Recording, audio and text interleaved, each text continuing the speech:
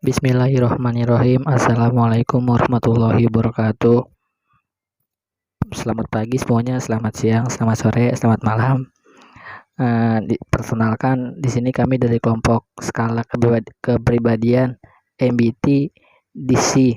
Di sini kami akan memperkenalkan diri terlebih dahulu. Yang pertama ada saya, Syekh Al-Rasa Sidik, ada Selvi Rohmawati, Intan Safitri, Nadia Yulaina, dan juga ada Pipit Kunmaya. Di sini kami akan menjelaskan tentang skala kepribadian MBTI DC. Ada penjelasannya, cara penggunaannya, dan prosedurnya. Jadi yang pertama, apa itu MBTI? Ya, MBTI ini merupakan singkatan dari Myers-Briggs Type Indicator. Ya. Jadi MBTI ini bukan psikotes yang dirancang untuk mengukur preferensi psikologis seseorang dalam melihat dunia dan membuat keputusan. Nah, MBTI ini semacam tes yang berisi banyak sekali pertanyaan, di mana hal ini terkait dengan keadaan individu tersebut. Nah, dalam tes ini maka individu diminta untuk memilih salah satu jawaban dari pertanyaan yang diajukan, kemudian yang berkaitan dengan dirinya, dan hasil akhirnya ini akan menunjukkan kepribadian individu tersebut. Nah, misalnya dalam tes tersebut nanti akan ada hasil mengenai pekerjaan yang sesuai atau mungkin kelebihan dan kekurangan dari sifat tersebut. Sekarang kita masuk pada sejarah tes MBTI. Jadi MBTI ini dirancang oleh atau diciptakan oleh Isabel Myers dan ibunya Catherine C. Briggs pada tahun 1943. Nah, teori tes MBTI ini merujuk pada teori kepribadian Jung. Jadi menurut Jung ada dua tipe kepribadian, yaitu introvert dan extrovert. Serta ada 4 fungsi kepribadian, yaitu ada sensing, intuition, thinking, dan feeling. Nah, di tes MBTI ini menganalisis 16 tipe kepribadian, diantaranya adalah sesuai dengan gambar ini. Jadi ada ISTJ, ISFJ, INFJ, INTJ, dan lain sebagainya. Jadi ketika seseorang melakukan tes MBTI ini, maka hasil akhirnya akan menunjukkan kepribadian seseorang tersebut merujuk pada salah satu dari ke-16 tipe kepribadian ini. Dan ketika kita melakukan tes MBTI, maka akan dijelaskan masing-masing dari 16 kepribadian ini secara rinci. Nah, selanjutnya adalah tes DISC. Jadi apa itu tes DISC? DISC merupakan alat yang mengukur perilaku manusia, di mana tes ini memberikan gambaran gaya seseorang yang dapat memprediksi kecenderungan perilakunya di masa depan. Jadi misalnya tes ini akan mendeskripsikan misal apa yang disukai dan tidak disukai, kemudian termasuk motivasi seseorang, kekuatan dan kelemahan, serta pandangan seseorang terhadap orang lain. Berikutnya adalah sejarah dari DISC. Jadi kita beralih pada kepercayaan orang Yunani kuno, di mana kepribadian seseorang ini sangat berkaitan dengan integral kesehatannya. Nah, jadi tubuh itu memiliki 4 cairan dasar, yaitu darah, empedu kuning, lendir, dan empedu hitam, yang berkaitan dengan 4 elemen, yaitu api, udara, air, dan tanah, yang dipercaya akan mengaliri mood seseorang. Dari teori tersebut, tahun 1920, seorang psikologi asal Amerika Serikat bernama William Moulton Marston ini mengembangkan teori yang menjelaskan respon emosional seseorang. Nah, di tahun 1926 ini, di dalam bukunya The Emotion of Normal People, Marston ini mengungkapkan penelitiannya.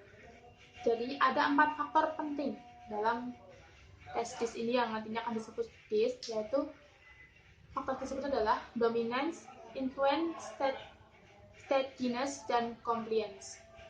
Nah, tes DISC ini pertama kali digunakan untuk kepentingan militer secara khususnya, untuk kepentingan militer Amerika Serikat, dan secara umum digunakan pada Perang Dunia II, menjelang Perang Dunia II. Saya akan menjelaskan sedikit dari kegunaan tes MBTI. Nah, tes MBTI ini berguna untuk mengenali perilaku dalam memperoleh dan memproses informasi untuk mengambil keputusan, cara berhubungan dengan dunia.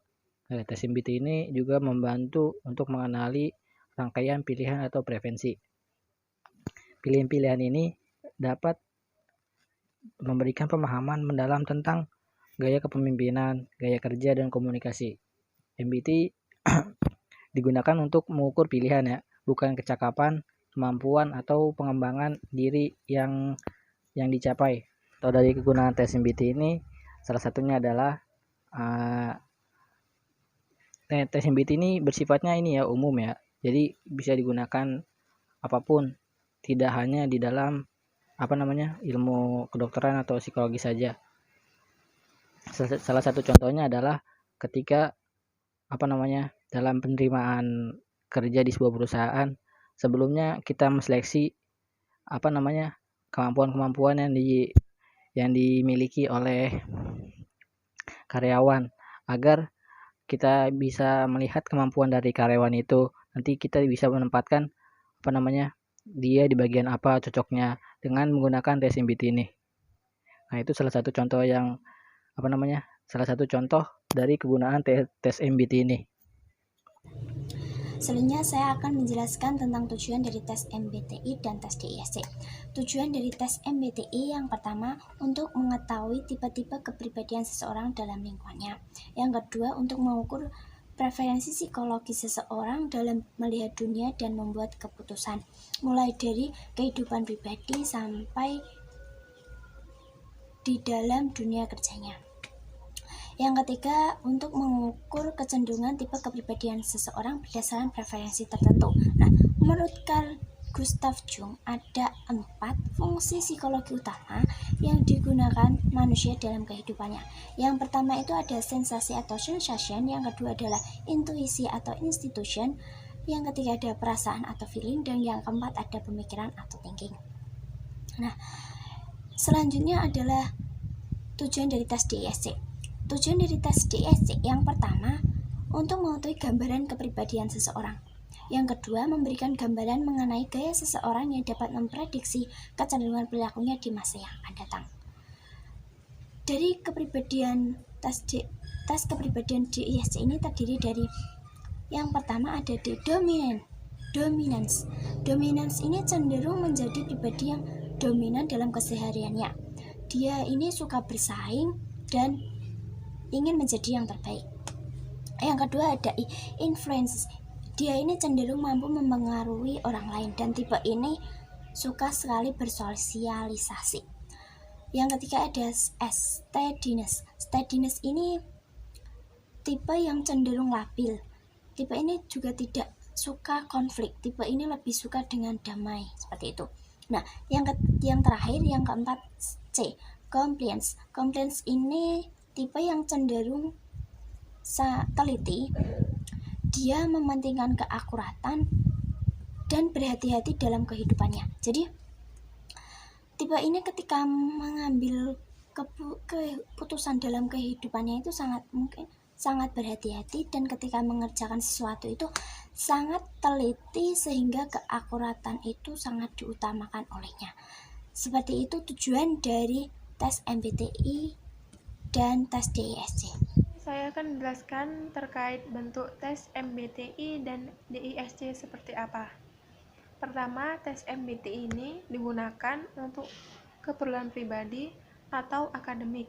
Tes ini berupa kuesioner berisi 100 pertanyaan tentang perasaan atau tindakan yang biasa dilakukan seseorang dalam situasi tertentu. Berdasarkan jawaban individual, akan diklasifikasikan dalam sifat-sifat ekstrovert atau introvert, sensing atau intuitif, terus pemikir atau perasa, judging atau perceiving. Selanjutnya, tes DISC ini digunakan untuk tempat kerja. Tes berupa kuesioner berisi 24 soal dan seseorang diminta untuk memilih satu pernyataan yang paling mencerminkan dirinya dan satu pernyataan yang paling tidak mencerminkan dirinya dalam tiap soal. Biasanya tes ini dikerjakan hanya dalam waktu 10 menit. Sudah dapat diketahui tipe kepribadian seseorang, potensi kekuatan dan kelemahan seseorang, hal-hal yang dapat memotivasi orang lain, dan sikap kerja seseorang. Selanjutnya saya akan menjelaskan tentang durasi waktu dari tes MBTI dan tes DISC. Sebenarnya dari kedua tes ini tidak ada batasan waktu yang ditetapkan, karena waktunya itu disesuaikan dengan soal yang diberikan. Jadi seperti ini, ketika soal yang diberikan itu banyak, maka waktu yang diperlukan untuk mengerjakan soal itu juga banyak. Tetapi ketika soal yang diberikan itu hanya sedikit, maka hanya 7 menit, 20 menit itu saja cukup untuk mengerjakan, seperti itu. Jadi untuk durasi waktunya itu tergantung dari banyaknya soal, seperti itu. Baik, selanjutnya saya akan menjelaskan tentang pengerjaan tes MBTI dan DISC. Yang pertama yaitu peserta diminta untuk mengisi identitas diri. Yang kedua yaitu peserta diminta untuk mendengarkan instruksi bagaimana cara mengerjakan tes yang benar dan baik. Yang ketiga yaitu peserta dipersilahkan mengerjakan tes dan memilih pernyataan yang sesuai dengan kepribadiannya. Yang keempat yaitu diperiksa kembali jawaban sehingga tidak ada yang terlewatkan satupun. Yang terakhir yaitu penilaian dan pengskoringan. Adapun langkah-langkah penilaian atau pengskoringan yaitu pada setiap kolom terdapat kotak total, yaitu kotak total A dan kotak total B. Setelah peserta mengerjakan tes, jumlahkan pilihan pernyataan yang dipilih dan ditulis dalam kolom total A dan kolom total B. Nah, pada setiap bagian, kolom total A dan kolom total B mempunyai lambang dan arti yang berbeda-beda. Pada bagian sumber energi, total A dilambangkan dengan huruf E besar, yaitu ekstrovert. Dan total B dilambangkan dengan huruf I besar, atau introvert.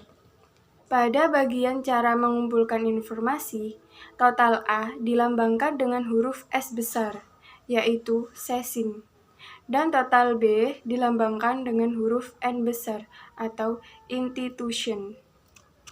Sedangkan pada bagian membuat keputusan, total A dilambangkan dengan huruf T besar atau thinking.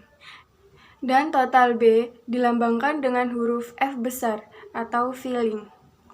Sedangkan pada bagian gaya hidup, total A dilambangkan dengan huruf J besar atau judging. Dan pada bagian total B dilambangkan dengan huruf P besar atau perceiving. Nah, pada bagian belakang lembar jawaban, terdapat kesimpulan yang terdiri dari 4 kotak. Dari setiap bagian dimensi, pilih jumlah total yang paling tinggi dan ganti dengan huruf yang melambangkan setiap kotak pada dimensi-dimensi. Misalnya, pada dimensi sumber energi, total A lebih pada bagian kesimpulan. Di kotak pertama, ditulis huruf E, dan begitu seterusnya. Dan bila pada bagian kesimpulan sudah diisi huruf-huruf tersebut, maka akan diperoleh satu tipe kepribadian dari ke-16 tipe kepribadian. Kemudian dianalisa berdasarkan tipe-tipe tersebut. Oke teman-teman, mungkin sekiranya itu saja yang dapat kelompok kami sampaikan. Mohon maaf bila ada kesalahan dalam kata-kata dalam penjelasan materinya. Belajar dan mengajar semata-mata hanya untuk beribadah kepada Allah Subhanahu wa taala. Jazakallahu khairan wa yahfazuna walhamdulillahirabbil alamin. Assalamualaikum warahmatullahi wabarakatuh.